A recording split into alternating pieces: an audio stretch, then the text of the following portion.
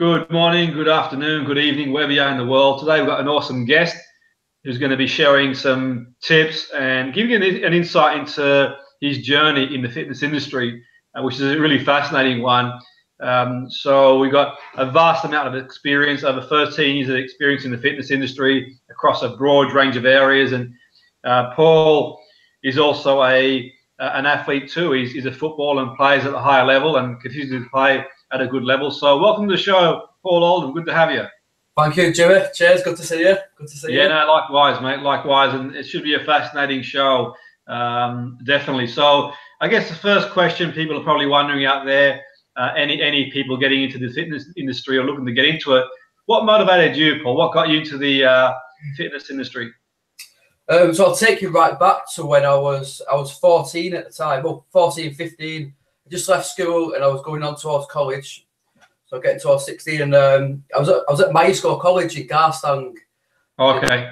Outside Preston, and I was studying national diploma in football coaching because football is obviously my passion. I can spoke to you about on camera and everything. So getting into my football coach and everything like that.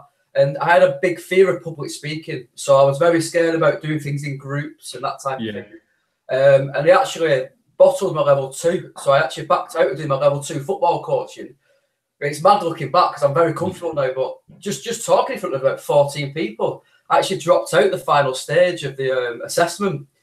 So just that fear. So I started thinking, right, what can I do? As I started getting 16, 17, 18, what can I now do if I can't? This barrier is stopping me, and this is why I'm so much into psychology. You see, so I thought this barrier stop. How can I get past this? And I couldn't get over it without going outside my comfort zone and so on. So I thought, right, maybe do one-to-one. Could I do one-to-one football coaching? But at the time, there was a personal trainer at the gym at my college at my school, and he was in good shape. He was training a lot of good-looking women. He was training football players. And I thought. That looks good. That looks interesting. And at the time, I was obviously getting into my own training, so I was putting on some muscle mass. It was helping my football as well. So I felt that looks interesting. So I spoke to him, and they ended up doing a sports science degree in the end, which I didn't really need to do looking back. And I got into it that way, merely out of a comfort for myself, because I thought I can work one-to-one with people rather than in groups. And it's quite ironic now. Obviously, I've got a group training program, and that's how it works sometimes. So that's initially I got in, and then the more I got in, I started training football players, and my passion really came through. And as you do, you come outside your comfort zone a lot, and I then went into boot camps and obviously group training then, and the journey developed from there. But yeah, it's a funny one how it actually started, to be honest with you. Yeah, that's really interesting stuff. That I think sometimes we sort of fall into roles, and we have one aim, and the journey itself takes us to a different road. And that's really interesting stuff. And I think football plays a big part of what you do, and obviously you're a passionate footballer, a talented footballer, a good footballer. Do you find, Paul, that you sort of take some of the principles of football training and things that you've learned in football across to the personal training when you're working with people, or do you sort of? Yeah, 100%. As over the 13 years, as my experience has developed, I've become a lot more of a whole trainer now. And I've obviously took a backward step. I do a lot more business work. I've only got a handful of clients. But when I first started, that's all I knew, football training. So even if I trained with a 40-year-old woman, I'd be getting them running through ladders and things because that was my world. That's how I thought. So I was actually training them, and I've done personal training, tutoring as well. So I helped develop fitness instructors and personal trainers. So I've got into that. And when you first start as a personal trainer, you train them the only way you know, the way you train yourself. And then as you develop, you kind of go into your toolbox and you get a bit more development in there. You learn a bit more. So then what you can do, as you go in a stage 2 of a personal trainer, you can end up doing a bit too much. So you can kind of do a bit of kettlebell training, do a bit of football conditioning, and then you do a bit of powerlifting. And that just confuses the client. But now I've got a few coaches working for me now. I've got and they're like a whole trainer like myself. They can kind of go into the mind and think, right, this is suited for this type of client. So yeah, you've got a footballer who wants to improve power, so you do powerlifting. You've got a woman who's 50 years old. You're not going to get her running through ladders. You're going to get her maybe doing kettlebell swings, that type of thing. You've got someone advanced. You might do bear crawls or Olympic lifting. So it's been a whole round trainer. But certainly when I started, I just did the football coaching. That's all I knew when I first started, when I was like 17, 18. Yeah. So it's interesting looking back. Yeah.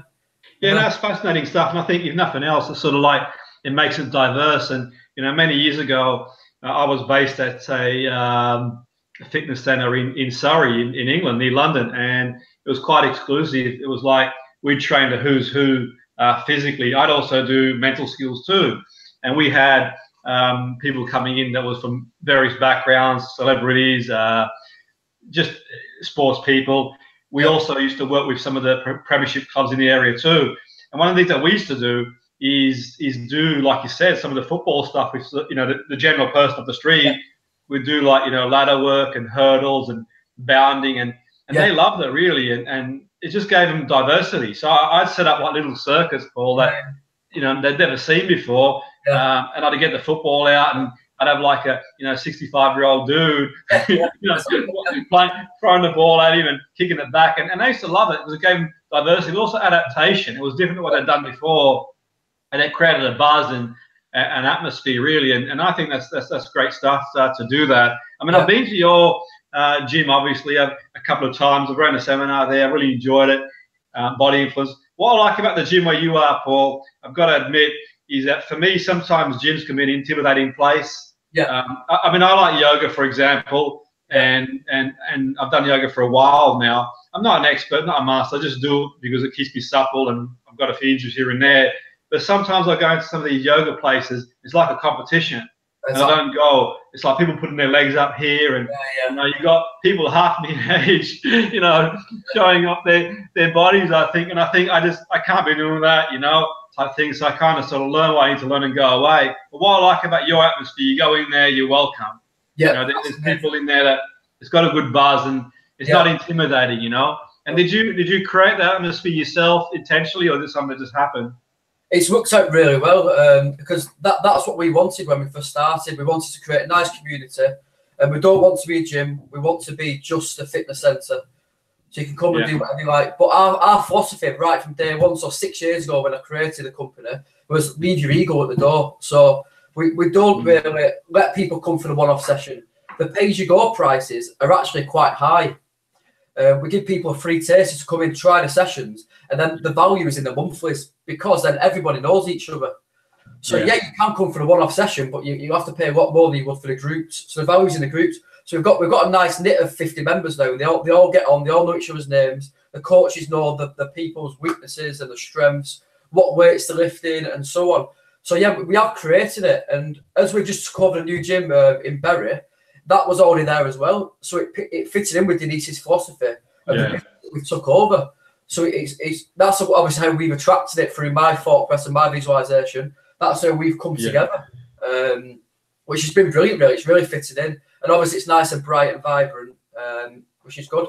But like you said, with yoga, we've got Katrina who did a training in India, and she's all about no egos. Because sometimes we do things like handstand press up, shoulder strength, and upside down, and getting your legs everywhere. And she sits down at the start, and it's like it's not about competition. No, precisely. Nobody's looking at anybody else while they're doing it. It's just nice and relaxed. Take your time, and they're all supportive, and that's what we love, and that's where the buzz comes from. Everyone's helping each other rather than competing, which is super. I absolutely love it. I mean that's for me is really important atmosphere in the gym, and certainly I've been to personal training gyms and yoga classes where it's like a competition of who can do the splits and who can do this and who can put their leg higher, and sometimes you go on YouTube too and you look and do a bit of research and see and people out there. It's not easy to come across good quality stuff. It really, really is difficult. And I thought about doing a few DVDs myself because there's a stigma around yoga, and really I use it. And I do things like basic exercise to just help with the back and be a bit more supple, and it's really useful. And I've literally been thinking about getting a few exercises out there to show that any age can do it. Anyone. It's just work on your range of movement. That's the key for me. You don't need to put your foot on the back of your head to get something out of it. You can improvise the movement. I improvise a lot of the stuff, but when you've got someone jumping around or who's like,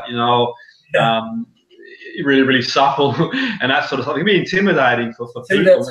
And that's, I think, is a great setup for you guys and people, you know, of all ages go in there, which is key. One thing I think for people out there looking to get into personal training as personal trainers, I mean, you mentioned the sports science. I think it's useful to have, Paul. I know, you know, I share your philosophy in that sense that a lot of the stuff I've done at uni too, I don't use, so to speak, but it's there, it's in the locker. I can back myself up if need be, the science behind it.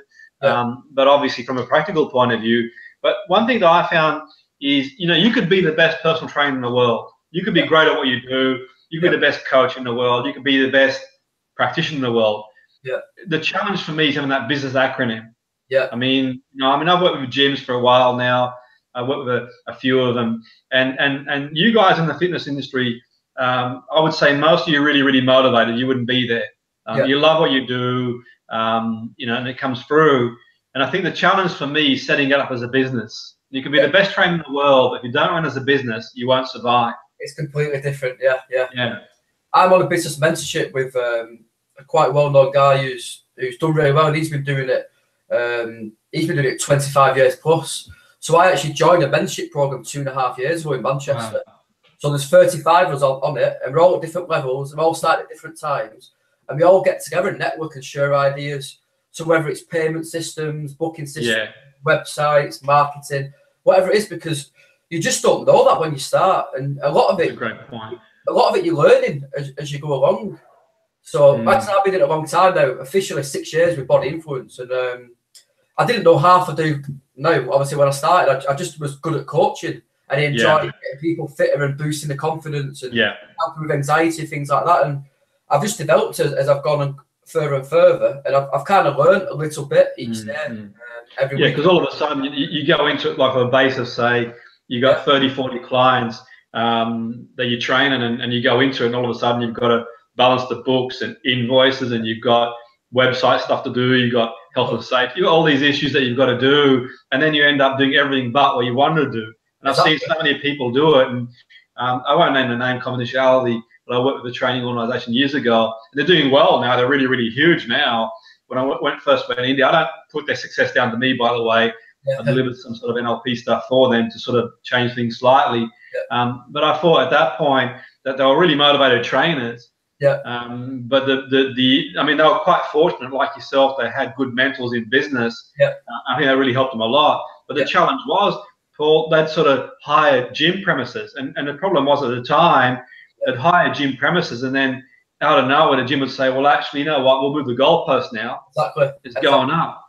And you know, and for me, you got some corporate gym, you know, corporate machine who's you know, people don't realize that they're charging you so much, and then all of a sudden they move the goalpost and whack the rents up, and you got some, you know, trainer who's, you know, chasing invoices and running around, getting up at 6 in the morning, finishing work at 12 at night, giving their role. It's hard to balance the books, you know, and that for me is huge. And I think that's, you know, setting up on your own is great, but for sure I think that's priceless, to find the mentor, what he says, and try and delegate if you can.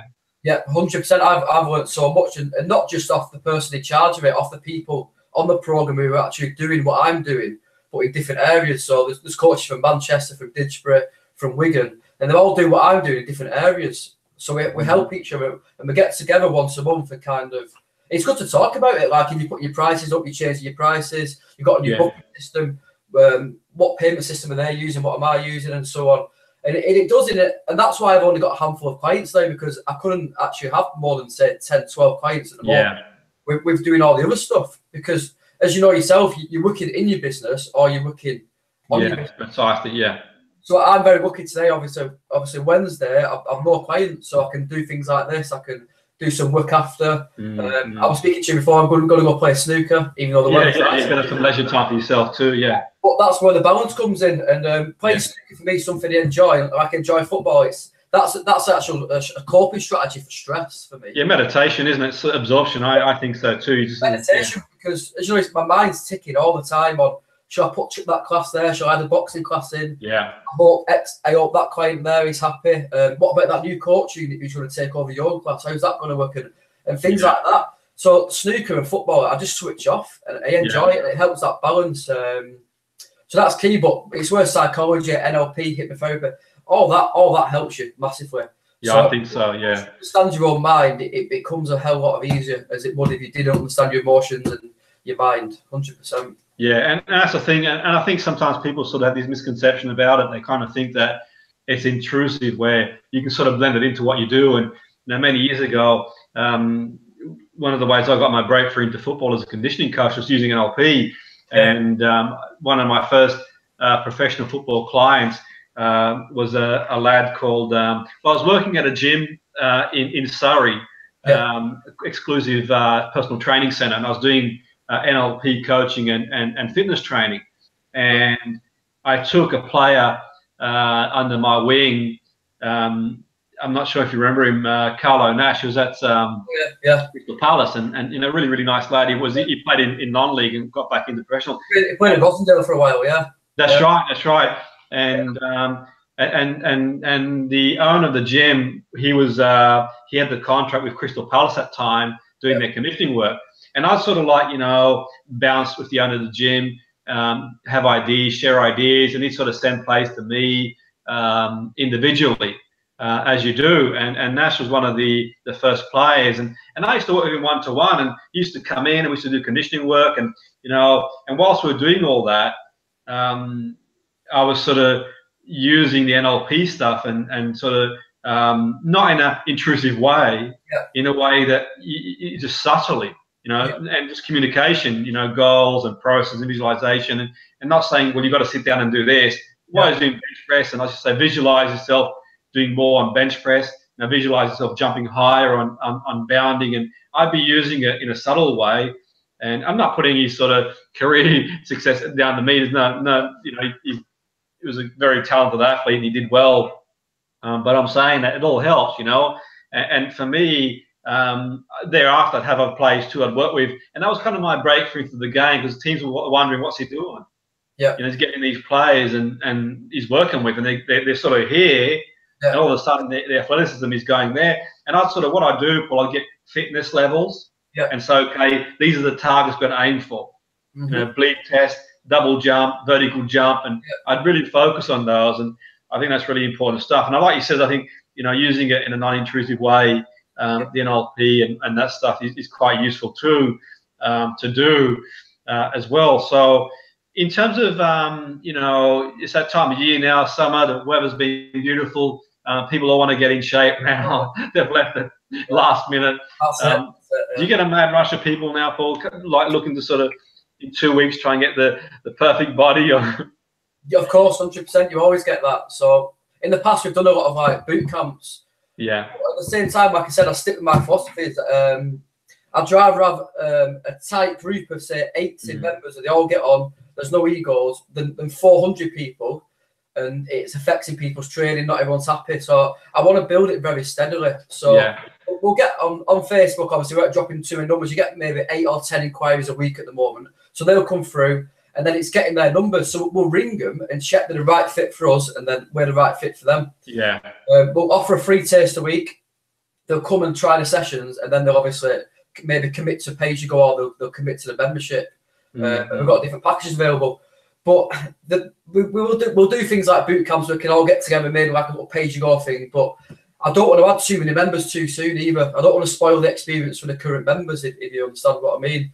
But yeah, you always get them inquiries. They leave it a week, 2 weeks, and then they want to jump in. But we might not be the right fit for them. They might want to go somewhere else and do that where it's a quick fix. We're all about sustainability long term.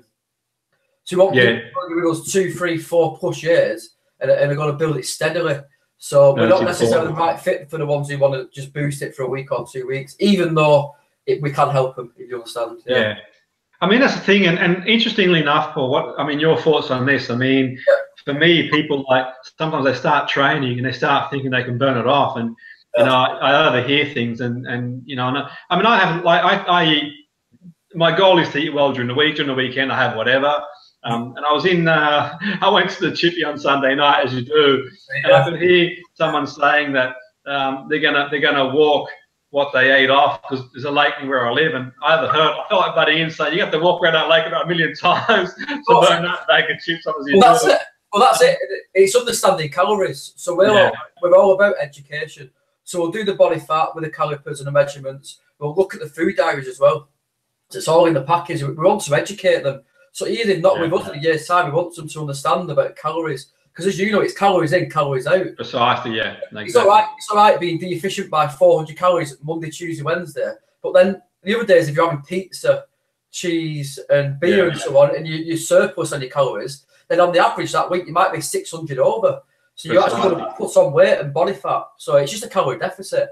No, exactly. And also it's the quality of calories too. I mean, nutritional values in the calories as well. And it's the quality too. And I mean, there's, you know, these days people debate calories, but the one thing that no one can debate is if you're going to eat, you know, junk processed food all the time, then you've got no chance, you know. And regardless of how calories work, the bottom line is that, you know, you're going to consume loads, and that's the thing. Someone comes in for a really good session, you do a good session, and that's the thing. Sometimes the diaries are great because the writing's on the wall. Because you're going to get people saying, you know what, I haven't eaten that. Well, you probably haven't eaten that much this week, but that extra mile every day is 3,000 calories. Is where that pound's sort of creeping up. Because no one gets up in the morning, Paul, and is 10 stone, you know, 10 pounds heavier the night before. It's gradual. So I always say, you know, reducing the weight in a practical way. And it's hard for people, to be fair. I've got compassion for them because, you know, the world we live in these days is getting more and more fast. Yeah. I mean, you know, years ago when I used to work in America, and America's a great place, I'm not even go. I'm just saying, you drive down one of the roads, there's like a drive-through everywhere. Everywhere you go, there's a drive-through. You got all these sort of fast food outlets everywhere. And you know, Australia's the same now. It's like an American road everywhere you go. And the UK sort of, you know, and these, I mean, the thing is, for me, it's not a coincidence that, you know, some of the most obese nations are the States, Australia, the UK, because ultimately in the end, one, they're not getting enough exercise, and two, they're not eating the right foods. And you look at these Western societies, is that, you know, and now even Europe, traditionally, that, you know, the Dutch, the Spanish, the Italians, they used to ride their bikes and get out there, and they had their own sort of diet that they used to have, because their diet's changing to more, you know, our Western sort of diets, you know, the fast food stuff. They're catching up too. And for me, how important is it, Paul, that people eat well and get it into their head? They've got to eat well. All the training you do is not going to count for much from a weight point of view. 100%. And what we do is, you got to look at the other side as well. Some people, I'll just go on this, some people actually eat less and they don't eat enough. Yeah, that's a good point. So we have to check very carefully with them that they're not too deficient. Otherwise, obviously, they're losing weight because they're getting their mind about weight, and then they're actually obviously burning muscle for fuel, which is the other thing you see on Slimming World and things like that. That's a great point. First, we get them down and we sit with them and we educate them and say, right, we work out roughly how many calories they need, and then we go from there and we check the food diaries. But yeah, you don't be too deficient either. But like, we want the basics done well. So get the right amount of protein, macronutrients, the right amount of carbs, and the right amount of fat. Obviously unsaturated fat, so things like avocado and hummus and that type of thing. But as you know yourself, when you're looking at fat, it's 9 kilocalories per gram, where protein and carbs is only 4. So if you've got 50 grams of cheese there, you've got to times that 50 grams by 9, so that's 450 calories. And that's what people don't realise. And the portion sizes are too far out there. And when you look at Australia and America, they're overeating, aren't they? Oh, for sure. It's you know, definitely, it's like, you know, and we're not too far behind now here as well. And the reason being is that, for me, I mean, I dream of the day, Paul, where you can sort of drive and you got drive-throughs that serve healthy food. It's getting better. I mean, I think Manchester's great now, some great places to eat that, you know, serve some good food as well in that respect, and certainly London and certainly, you know, it's available in the west coast of America now. You're getting, you know, more and more places that do it, but obviously, you know, the marketing, the preservatives that put in that sort of processed food, it can be almost addictive to a point where, you know, once you eat it, it's like sugar. You sort of get the sugar rush, you know, you get a high, you spike, and then you go down low, and you're sort of on that spiral. That's exactly the glycemic index. So we look at 3 things. We look at hunger, cravings, and energy. So what we do is, like I said, subtly, like you do with your NLP, when they're at class, we're just saying, how's your nutrition going? With one-to-one and group training clients. So you spend at least 20 minutes before and after the classes. How's your nutrition going? How are you getting on there? How many cravings at the moment? Not too much, so it's too powerful for them. Just a little bit even there, because it can feel a bit intimidating. So what you got to have for your team? We have a bit of a joke about it, but at the same time, we have a social media group. So you probably like this. I put on every few months. I do like a bit of an inspection. So I say, right, in the next 2 hours, I want you to portion your food, portion dinner on there, whatever it is. So at the same time, we keep it quite light-hearted as well. So no, for sure, pressure on it. So somebody might have a McDonald's, but then why are they having a McDonald's? Is it because of the cravings? Is it because they want? Is it because they're convenient for them? And so on. Someone might put a chicken salad, but we're actually sharing ideas with people as well. So based community, they're all bouncing ideas off each other. I think so, and it gives them the option to do it if they want to do it too. And I mean, I was doing a talk one time on weight reduction and hypnosis, and I talked about fruits and stuff like that. And I had someone sort of, there's always one in the group, you know, he puts his hand up saying, well, fruits have got a lot of sugar. And I said, well, they've got sugar, but they've got lots of nutrition too. So I'm not saying eat 10 watermelons. It wouldn't be a good idea. But a watermelon slice, the sugar in fruit is different to the sugar in processed. And that's the sort of thing I was getting at. Well, you eat a mango, you're not eating I wouldn't say eat a box of mangoes every day. Half a mango is not going to eat anything. I think the balance is key, because for me, you know, it's making it realistic, isn't it? I mean, in the day, you know, how are you going to survive on spinach and celery alone? And, we're not.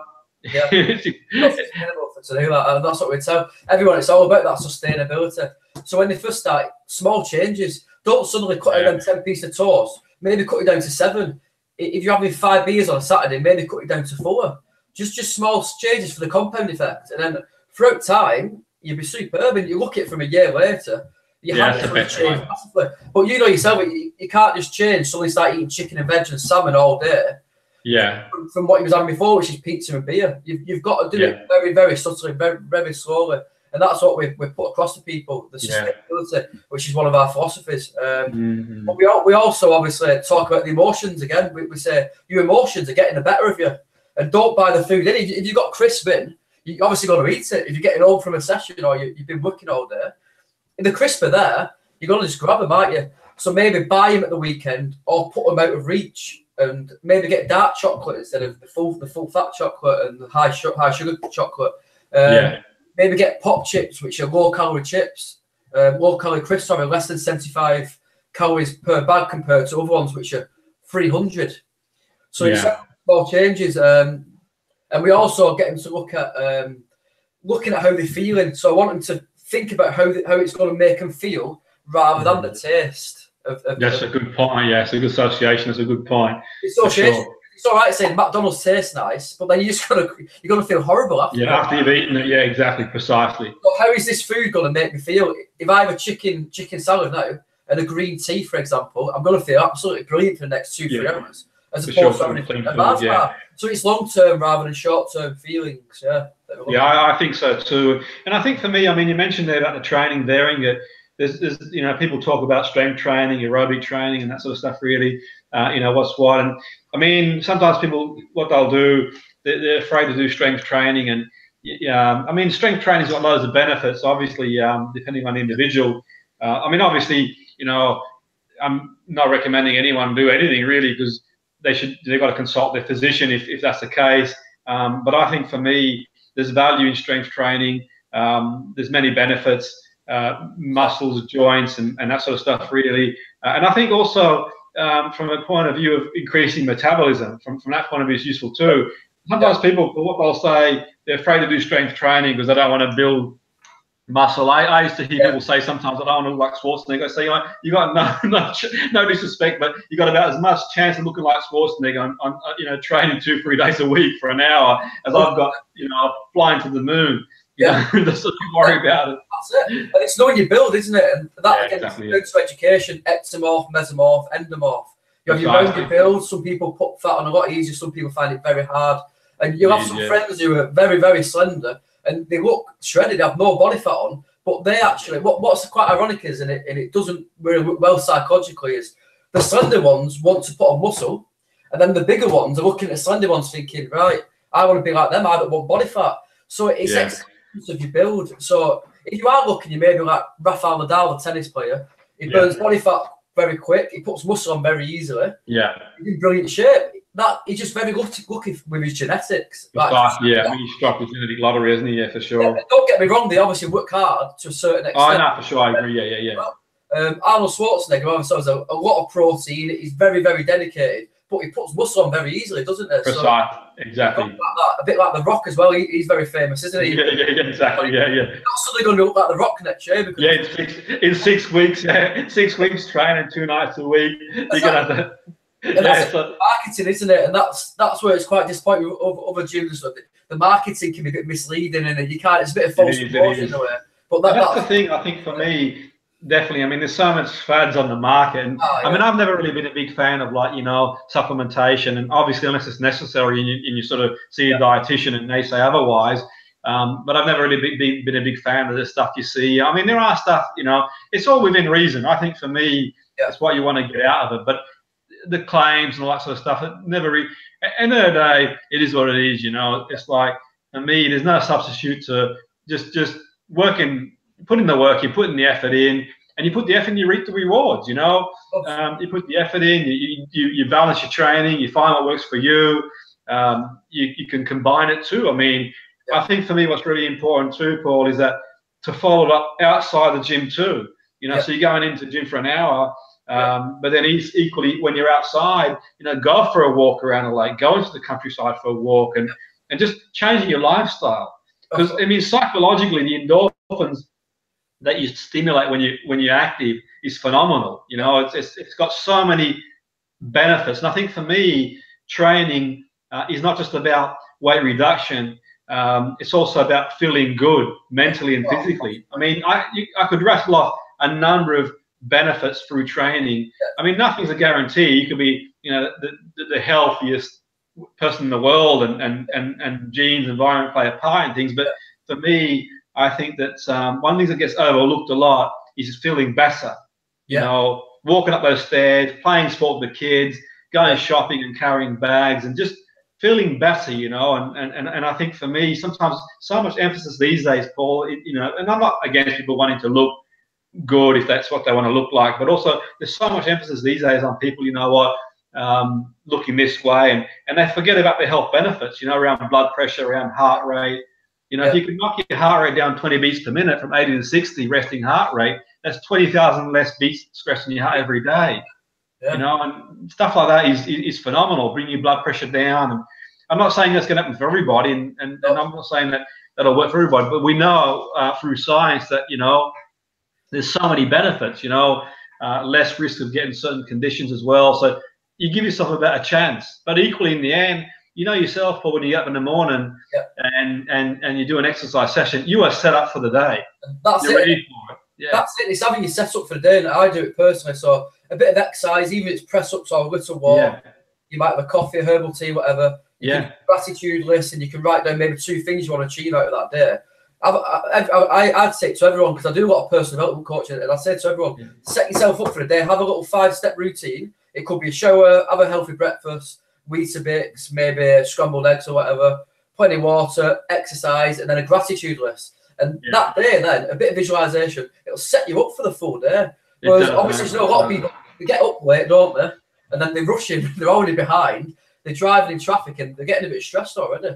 So no, that's right. Guys, and that little bit in the morning, that little routine, it's superb, It makes a huge difference, And if you can back it up then by going to the gym too, if you can't make the gym in the morning, then you can get it there in the evening, and just to top things up. And I know myself, I've got a stressful day coming up. Like if I've got loads of meetings and work coming up and loads of clients, I do really intensive sessions sometimes from a client point of view on the mind side of things.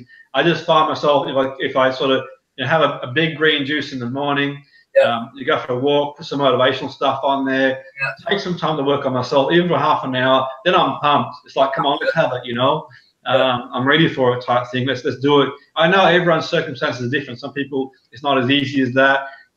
For me, I do encourage people to, play sports with your kids, and do badminton, do kick the ball about, and blend it in, and even Yeah, it doesn't have to be anything fancy, does it? And people think, I've got to do that because of Instagram and things. They're doing this, they're doing Olympic lifting 5 times a week. It doesn't matter. It's down to yourself what you enjoy doing. It could be twice a week and then a little walk with the kids on the park, go on the park and something. That might be right for you, depending on your build. 3 times a week, or go for a long walk. It could be absolutely anything, and that's the thing. Not being care what other people are doing. It's down to yourself. Running your own race, all the time. Run your own race. People are trying to fit in all the time. Just do what you want. You know, if you enjoy walking, maybe write down 10 things that you enjoy doing and do them. It's actually that simple. But you'd find a lot of people do things they don't enjoy doing, and they feel like it's a chore. CrossFit workout because the friend Shirley's doing the CrossFit workout. Yeah. You've got to go and do that. You could go and play badminton with Steve on a Thursday. That might be right for you. Yeah. It's knowing your values as well. From what you said before, it's write down your top 3 values. And for me, mine's health, because for me, without health, whether it's mental health or exactly. You've got nothing else. So forget. You need that platform for sure. Yeah, for me, it's. I mean, a lot of people have definitely valued appearance over health, and I think that's where a lot of people are going wrong. Yeah, good point. Yeah, I think so too, because it influences their training and for sure. And exactly. And I think that for me, the media's got a big part to play in that, because they sort of put images out there, and people think that the people that the thing is, it's like you look at some of these celebrities, these models, and I mean, they're training every day. They've got people looking after them, and they don't have to do school runs. They don't have to sort of like, to do, a 10-hour shift and come home. And the point being is that, and they're not always look like that, Paul. They don't always look that way. In the magazines is the worst one, isn't it? Exactly. It's airbrushed. They've peaked for it. And I think setting realistic expectations for yourself. I mean, the classes are great. I love the classes because the classes encourage that, because we human beings are social creatures. We like to be around people. Exactly. It's nice to be in the class, whether it's spinning, whether it's like, yoga, whether it's sort of that Zumba, whatever it is, it's just a good vibe to be around people and a good energy. And I think that then you make friends, and on the outside you can back it up as well, which is pretty awesome. I think the psychological effects is powerful. I always suggest to people that I work with from the mind perspective, I always encourage them to do and join classes and do stuff bounding, because it has a huge impact on the brain. It really does a huge impact on the brain,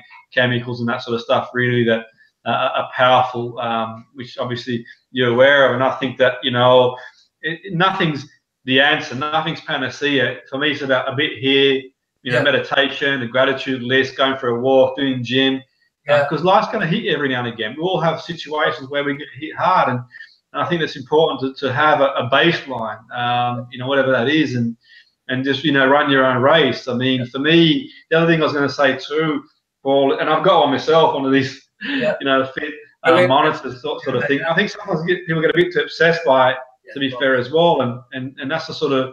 Do you find that too? Sometimes people get a bit obsessed by the rather than go for the feeling, or 100%. Yeah, they're looking at a lot of people. They like numbers, don't they? So they like seeing how much body fat they've lost, how many steps they've done. If they've done 6,000 or 7,000, and that's where obviously human nature. You have got a bit of that competitive edge. So it is getting that balance within your gyms and your community, of having a little bit of competition, healthy competition rather than egos. Yeah. And a little bit of feeling and how you feel, a bit of psychological aspect as well. But yeah, 100%. I mean, we do it for motivation. We might run a little step competition and things like that, but it's all for the good of the client and the member. Oh, no, for sure. I think so. Yeah, I agree. It's just when it becomes an obsession and like, I've got to do 10,000 steps a day. And this is you have to do 10,000. You might do 6,000. Exactly. Yeah, no, it's an indicator, isn't it? For me, it's an indicator. Yeah. It gives me an idea of what I'm up to, what I've done, type thing. And also for me, what I do is I kind of see other correlations that how I feel. If I'm feeling really good, I think, okay, what have I eaten that day? How have I slept that day? Analysis is absolutely massive, and we tell people all the time, you've got to think, for sure. Why am I feeling good, or why am I not feeling good? And then analyze it, make notes of it. Exactly. If my heart rate, say, 5 beats higher than what it normally is, I kind of think, okay, am I coming down with something? Do I need to rest today? There's more of an indicator rather than an obsession. I kind of think, okay, I might be under the weather, something might be happening, might be jet lag. There might be reasons for it. You're going a long flight, you think, okay, your heart rate's, a bit higher, that's normal type thing, and sort of gives you an idea, how reliable it is on sleep patterns. I'm not sure. I'm not an expert in that area, but it gives you an idea really if I slept well. And for me, it's just a correlation of things. Okay, I've eaten that thing after 10 o'clock in the evening. Yeah. I've not slept well, not feeling great. I won't do it again. Yeah. I think for me, it's using these things in a sensible way, rather than an obsessive way. I need to get me 10,000 steps today. Go with how you feel. Go with how you feel. For me, that's what I know about. And like you said that in your seminar a few weeks ago at our place, it's all about not being obsessed with that certain thing. It's okay to have your heartbeat a bit higher than normal. It's okay to feel a little bit tired. That's I think use it as an indicator rather than obsession. Precisely. You might come to a gym class, you might be a little bit nervous, but just accept them feelings, because then next time you probably won't feel nervous. Yeah. Don't let it prevent you and let fear get the better of you. Just kind of accept it. I'm feeling a little bit this way today, but it's okay. I'm still going to go along with my day as normal. But maybe why am I feeling that way? So then next week or tomorrow, I might just tweak something a bit slightly. I might get up half an hour earlier. I might do a walk before work because I felt a bit nervous at work. And using it tactically rather than being obsessive with it, really. Yeah, and sometimes it give you an idea too. I mean, years ago when I was doing some consultancy work for a gym, I suggested they do like a health fitness check, and I sort of go around offering people a blood pressure test and so on and so forth. And I'm not a medical person, obviously, and one time I had one guy come in and his blood pressure was, say, about 180, 190 over 110, was really high. And I said to him, dude, I'm not a medical person, but the chart tells me it's pretty damn high. It might be an idea to go see a doctor. And he did. He went to the GP, and I saw him later on in the gym, and he was so thankful. He said that, they dealt with it appropriately. They sort of, he got the medical attention he needed for that. And I think for me, sometimes, there are things that do, and that's not sort of getting people to be obsessive and to worry, and I'm certainly not a medical person to comment on that. And equally, when I'm training, certainly heavy lifting can raise the pressure. But he did a cardio session, and he said he never thought to do that. And I thought, well, these are trainers in here that they can't give you advice in that respect. But one thing they could suggest is see the appropriate person, and that's the sort of great thing I think of being in tune with your own body, because sometimes things do get out of sync, and whether it's like blood glucose or cholesterol's high, and these are things obviously like medical people do. That's not to say that we fitness point of view, you can't guide people and give them sort of some pointers of what to eat and what can help them, but obviously sometimes there is it crosses that boundary where it could be a psychological thing they need help with, it could be a physiological thing they need help with. But I think that's a great thing about being in tune with your own self. And you mentioned there's a great point. It could be you got like a presentation coming up, you feel a bit nervous, and that's okay, to feel nervous, and you sort of deal with it. You do some breathing exercises, you go for a session, you get your mind off it.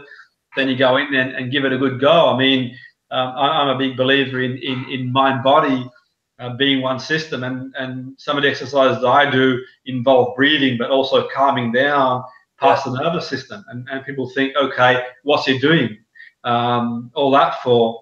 And I did a seminar the other night to neurophysios, and I went into the science behind it, and talked about, okay, well, we do this because of that.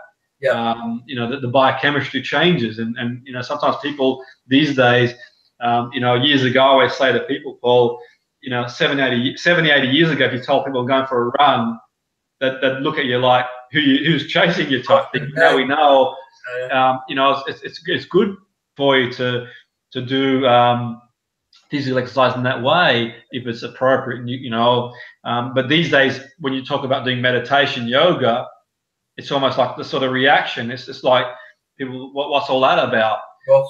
And I'm like, okay, I think there'll be a day and age where yoga, meditation, combined with physical stuff becomes a part of your day. It really does, because the effects on the mind are phenomenal, you know. Your performance in everyday life, isn't it? Even if you just go shopping or whatever it is, you get a bit of anxiety. So I remember the first time I did a presentation on the mentoring program that I'm on, so 2 years ago, and my hands physically, my name came up on the board. And what it is, I've done a lot of stand-up presentations, like casual in classrooms, but it was a big screen in front of, I think, 35 other business owners. So I knew the importance of what I was saying had to be right, because these guys know the stuff. It was actually on a stage. So I had to step on a stage, and I was second on. So it said Paul second on, and as I was getting to the end of Mike's talk, I knew I was about to get on. So my hands just physically, they were shaking, and my heart must have beaten so fast. And I had to hold a flicker, like you do to flick all the presentations. And I thought, when I get up there, my hands are really shaking that much. But at that time, I didn't really have much of a coping strategy. But what's interesting is, as soon as I got on the stage, I was fine. And the fear just got the better. So as soon as I stood up and I started talking and got into it, I stopped shaking and my heart rate kind of came down. Once you're in the zone, I was it, and that's the flow state in the zone. And I know obviously experience is obviously huge. So because I've been there now, I can just do a little bit of breathing, and I'll be so much better off from going outside my comfort zone. So obviously, at some point, you have got to kind of go through that terror barrier and just do it. I think so. Yeah, when in terror, fate for sure. I think so. Yeah. Not just go through it, but now the coping strategies will be a little bit of breathing, because even though I've done them in the past and I've done them from then on, I've still felt a little, maybe 5%, 10% nerves. So it's just thinking, right, that's all right. Doing a bit of breathing and visualizing what I want to happen in the talk rather than what I don't want to happen. Yeah, and that's a really good point. That's a great technique to use, and certainly, I encourage people to sort of like, work on their breathing before anything else. I think that's a really important thing to do for biochemistry. Work on breathing and rehearse visualization. I'm sort of mindful of time, Paul. I know you've got things to do and busy. And if anyone's getting in touch with you, have you got any details you can share if anyone sort of wants to get in touch, or pop down to the gym? And I know you guys have got an open day coming up soon in July the 1st, and I'll be there myself. So good. Yeah, looking forward to it.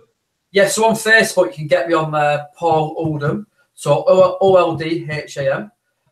My email address is paul@bodyinfluence.co.uk, or of course you can get Body Influence-Berry on Facebook. And yeah, the opening day 1st of July, so we're doing from 10 till 4, Walsher Road in Bury. Anybody's welcome. It's a free day just to show people the facilities. Obviously, Jimmy, yourself, you're doing a talk, which I'm looking forward to. You're looking forward to it, yeah. Talking about nutrition, we'll have physios there, and even if they don't sign up for a membership, it's just about helping people, educating people, getting people back into the fitness industry, really. Talking a bit about goals, even just they can just pop in for a coffee as well. They don't have to do the sessions. So really looking forward to that. Yeah, no, for sure. Me too. And I like what you guys stand for. I think it's fantastic. And certainly my mission is to make a difference in the world any way I can. I think that mind, body, and it's just a better place to be in the world when you've got people who are more motivated, more confident, and happier people. It's a nicer place to be. We all go through challenges, and some people go through more than others. But in the end, really, I think that we're all in it together on some level. And I'm a competitive person, love my sport. I leave my competition for the playing fields, but outside there, it's great to sort of like raise the bar and just encourage that well-being. It's the world's a better place to be when you sort of walk down the street or go to the shop, and people in a better place mentally and physically. I think the two go hand in hand for me, and certainly it's not easy. I mean, time these days is it's not always easy to fit it in, but I certainly think that, like you said, it's about reassessing values and thinking, okay, by prioritizing certain things and finding a way to fit things in, managing time, it has a big impact everywhere else. It's like a knock-on effect, feeling good mentally and physically, you're on the way. I think it's a great place to start. But thanks for coming on board. I really appreciate it. Well, it's been great having you, and I'll sort of keep in touch, mate. Thanks again. I appreciate your time, Jimmy. Thank you for that. You. I enjoyed it. Thank you. Cheers. Oh, man, brilliant.